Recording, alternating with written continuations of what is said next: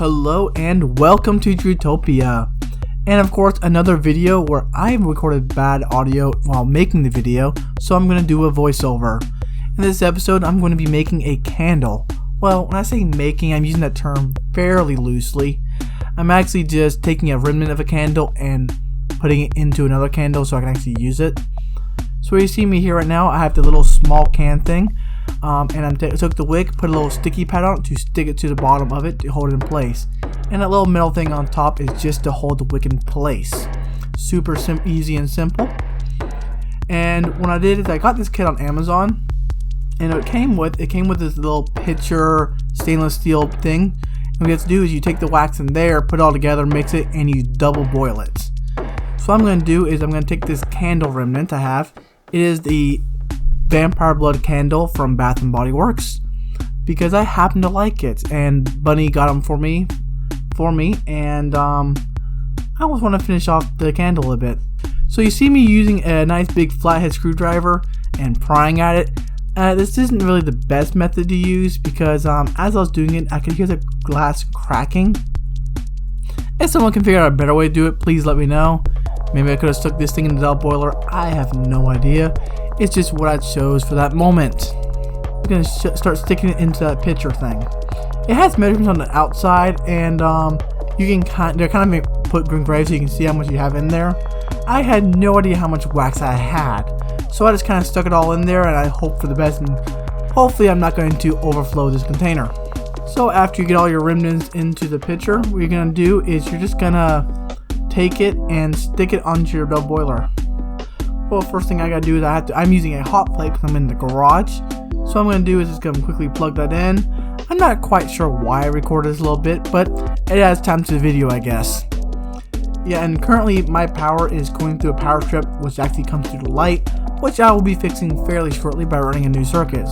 So I'm just taking a pot, it has water in it. I did not show this. And what I'm gonna do is I'm gonna turn this thing up to absolute maximum heat. I want to just get this done quickly. It's just a cheap hot plate. I don't remember if I got it at Goodwill or Amazon. And just stick this thing in some water. I made sure the water level was high enough that I was floating because the wax is pretty light after all. So yeah, I just boiling. Make sure you stir it around a little bit so you don't end up burning your wax. Now you're gonna see some black marks. That is from the remnant of the wick because I'm using reclaimed wax. Reclaimed wax, is that a term? Either way, once it's nice and hot, you see I am wearing a glove because this is really, really hot. And I'm just going to pour it into the mold. It really is that simple. I'm making it sound complicated, and you're currently watching a video about this for some reason. No, you pour wax into a mold with a wick in it. That's all there is to it. It is very, very simple. The hard part actually was after I finished this video was cleaning all the wax out of the pot. What I ended up doing is I ended up putting it back in the double boiler and just boiling it, taking a paper towel and quickly wiping it out while burning myself multiple times. Of course, after I finished, I made sure to turn off the wax burner, and I turned off my my hot plate, and turned off the power strip. Now once it was done, I'm going to take off the little wick holder and I'm going to cut the wick. Now, I'm holding the camera in my other hand quite steadily, I might mention.